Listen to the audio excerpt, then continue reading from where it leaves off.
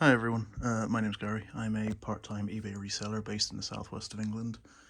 I've just started with YouTube, released 2 videos so far, one a sales video for the weekend just gone, and one for what I've picked up on Sunday from the car boot sale and from charity shops and Facebook. Today I thought I'd show you what I use to sell on eBay. I use pretty much everything I'm about to show you on a daily basis, and I probably couldn't do it without all this stuff now. I've become very dependent.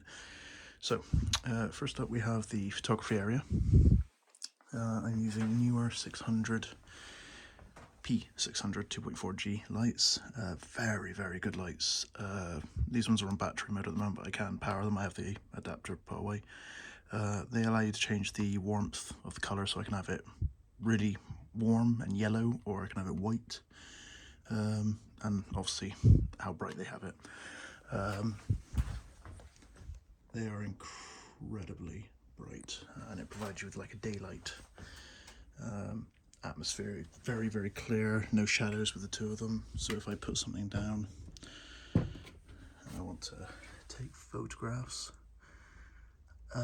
it just allows the customers to see everything, and in true to life colours as well, which is very important for me. I don't want somebody getting something and then it being a different colour.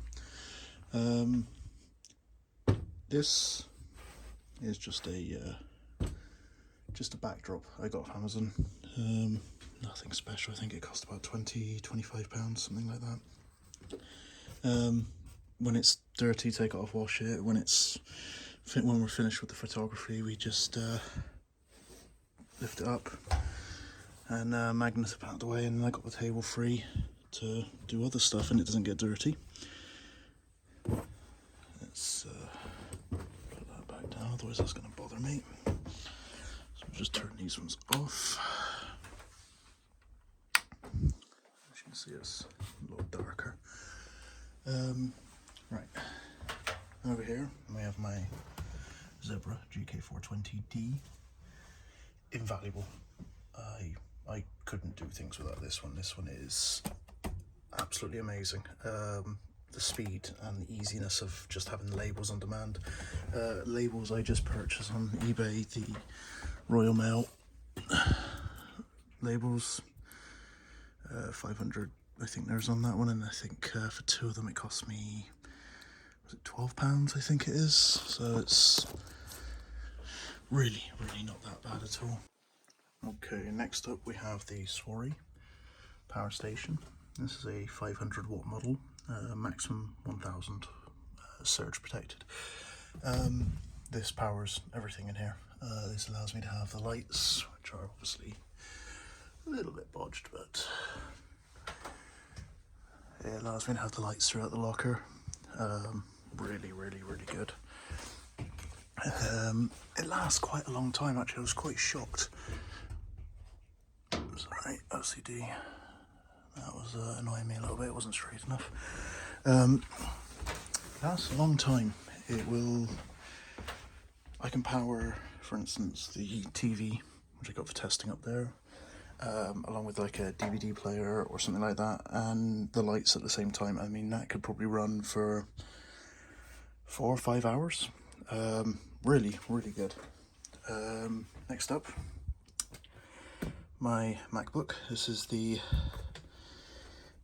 Macbook Pro.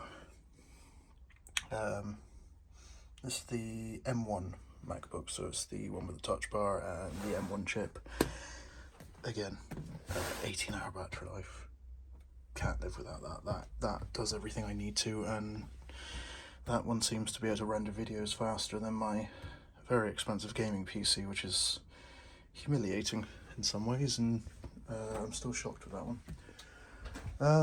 Let's see. Basic supplies. I have a Dymo 2 kilo scale. Very accurate when you're spending sending abroad, which is what I do a lot. You have to be accurate with your measurements, otherwise you will get a hefty fine. Next up we have, everything's going everywhere. Cable ties for days. Next up we have my main scale. I think this was up to 200 kilos. Just allows me to do the bigger boxes, the hi-fi equipment. And he's nice to have around, obviously. My labels, like I said, back up there. These ones here are the security labels, which I have. I explained in the last video. I put them over screw holes, so people can't access the units without breaking the seal, and if that seal's broken, then I can dispute it with eBay, which I have, and I've won in the past because of that, which I was shocked by. Just general stickers to put on the packages, not needed, but you know, it's those little touches. Some boxes. I think I got these. I think they were at a charity shop. I just got a bit of foam padding in there. Quite useful. They're large letter size. Got quite a few there. So yeah, they're large letter size, and they allow me to send some more delicate items. Manny Quinn. I think he's taller than me. He's probably 6'3", I think. Detachable Arms. I actually picked this one up when I was buying something else. The person had it, and I asked them if they were willing to sell it. I think I got it for 20. And as I was going into clothes anyway, I figured, well, be a worthwhile investment, and I can honestly say it has been. Like I said, we're starting on clothing, so yeah, not sure. I might need a female model as well, because it's obviously a male model, but sorry, buddy. Yeah, I'm not sure. I will see how it goes with women's clothes and see if I can model it on there, because I don't really want two of these blimmin' things going around, because it's huge and takes up a lot of room. The shelving, I just get it from Homebase. I think it's $39.99 or something similar around that. It's definitely less than £50 a shelf. It can hold, I think, 300 kilos. Does everything I need to. So I just use them. Pain to put together, but once they're together, they're pretty damn sturdy. Shredder. I couldn't be without this. What I do is I shred paper lengthways, and then this will just act as a very lightweight packaging. Very good for void fill and all that sort of stuff. These paper reels I actually get from my work. I get them free, so that lasts me a little while, and then I'll go get another one, and yeah, easy peasy.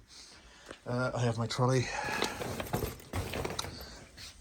I was shocked by how expensive these blooming things are. I'm not going to take them out now, but yeah, I was shocked. I think this was over £100 for this blooming thing. Car boot sale season's coming back, so we'll definitely be using that again.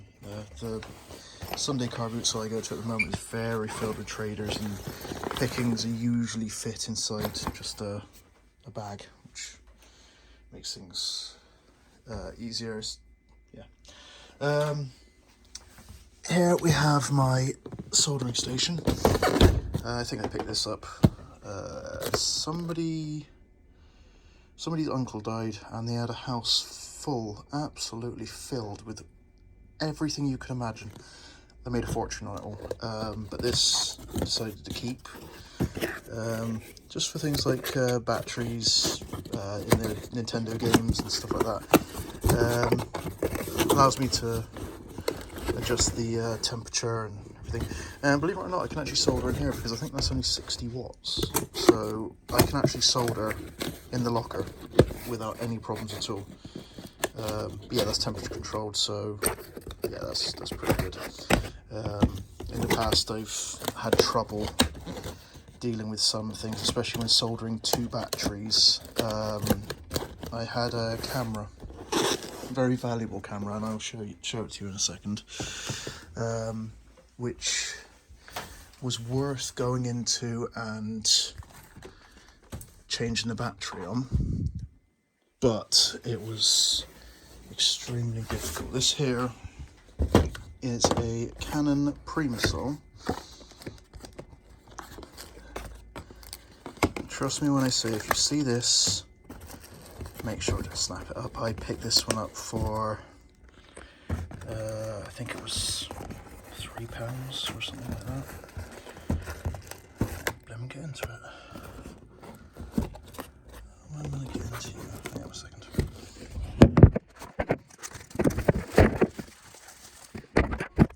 Okay. Yeah, so this was the camera.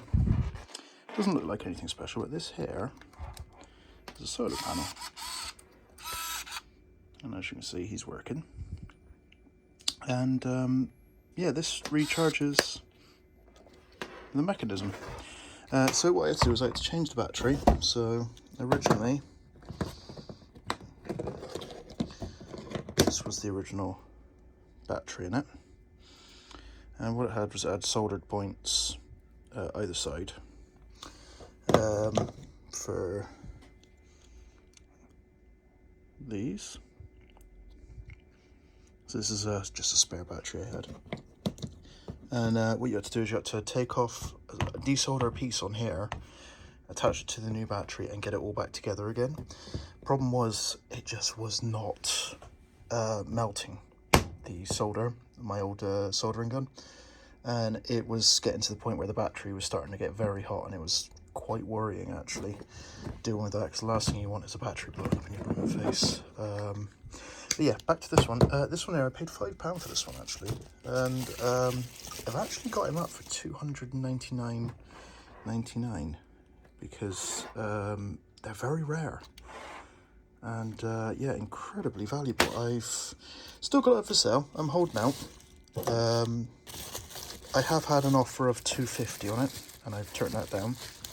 The offer was at the very beginning. I might drop the price, maybe in a little bit, but at the moment that is, I'm holding firm because there isn't another one on eBay, and there hasn't been for a while. So yeah, I'm holding fast on that one.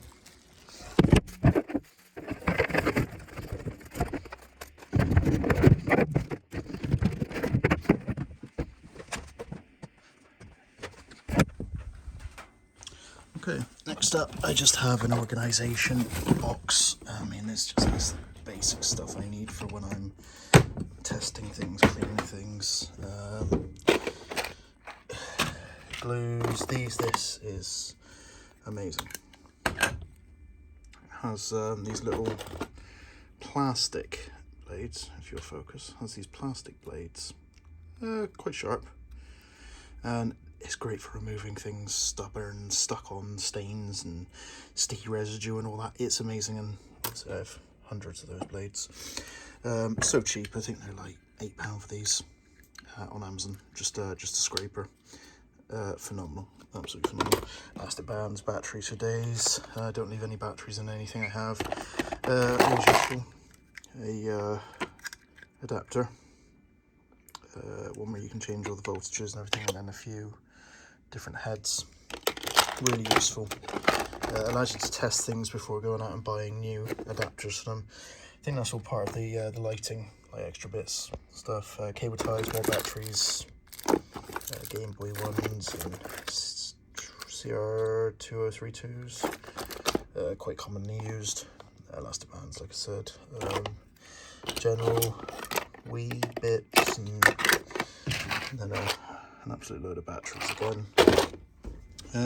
Just really useful to have, just to have nearby. This box I think has screwdrivers and other little bits which I might need, but not too often. This one's testing media. I have a battery charger, universal one, mini discs, tapes and stuff like that, and this one at the bottom is just filled with cables. Absolutely chock-a-block. Over here I have a Samsung TV. I like this one because it's got your SCARTs, it's got every input you can imagine on it. HDMI, digital, I mean, easy access, doesn't use up much power. says 110 watt, it barely uses 50, 60. It's great, absolutely great to have on standby just to test things and show that they're working. There's nothing better than showing something working in the listing. What else have we got?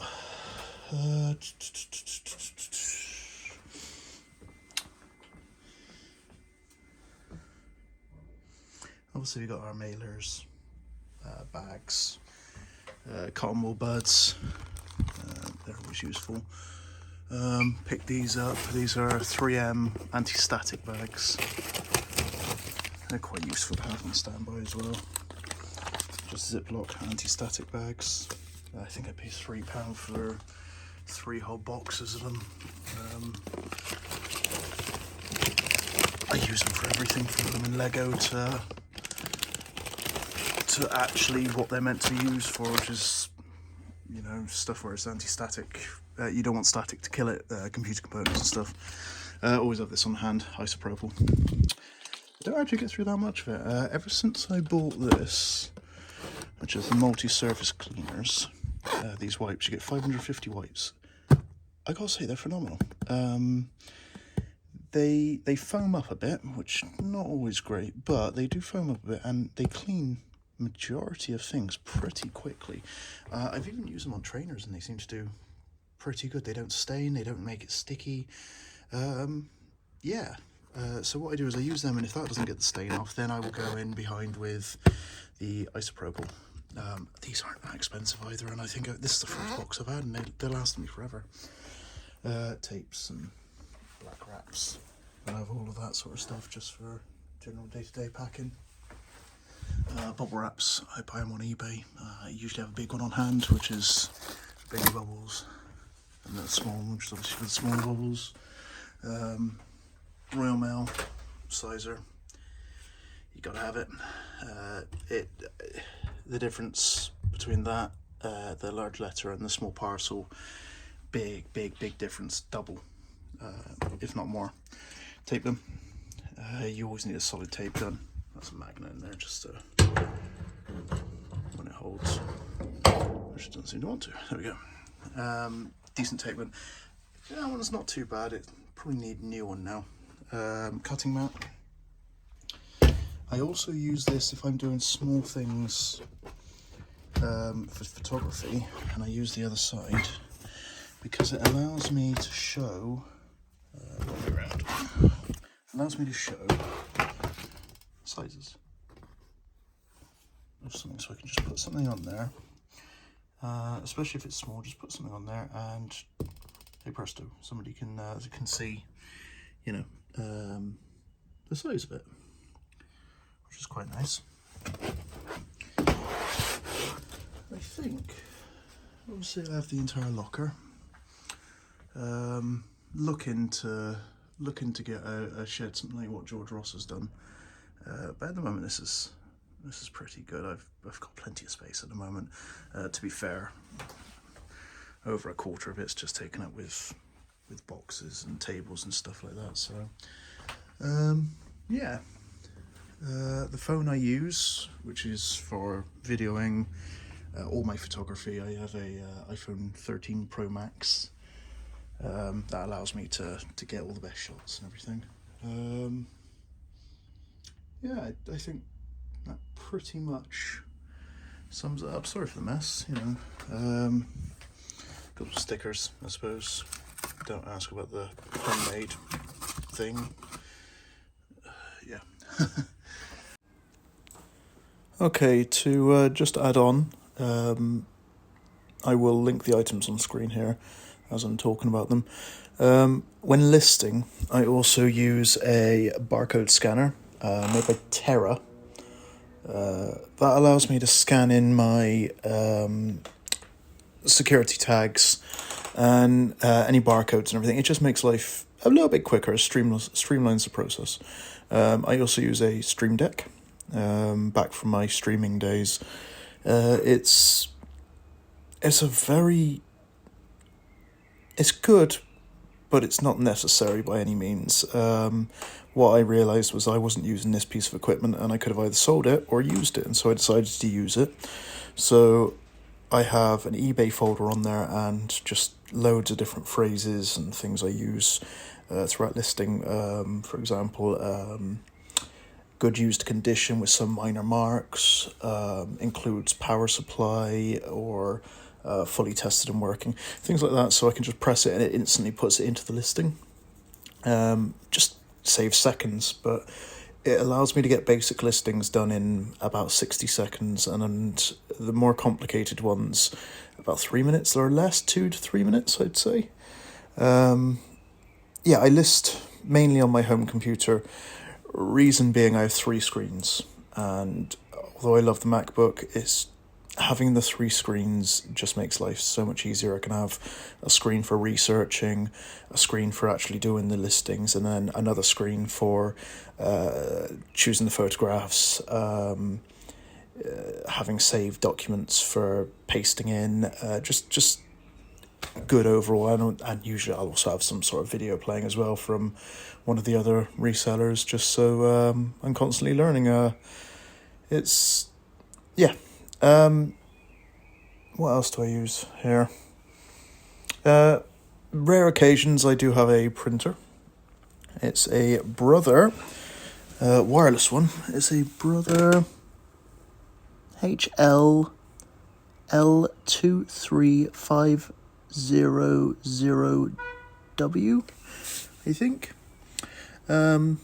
Very rarely use it now, ever since having the Zebra. It just sits there. I did have an inkjet, but I found that the inks were drying up from how little I was using it, so I changed to laser. So whenever I do need to actually do something, then it's just ready to go. Manuals or something like that, which I need to print off, or just bits of paperwork. Back to the video. So thanks for watching, guys. Like I said, I will try and get the links of what I use or something similar in the description below. Yeah, thanks for watching. I'll see you next time. Bye.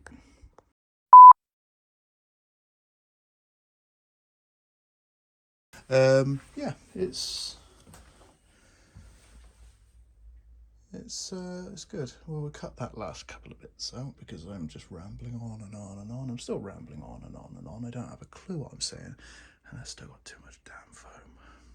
I've been trying to use it for packaging, but nothing works. Oh well.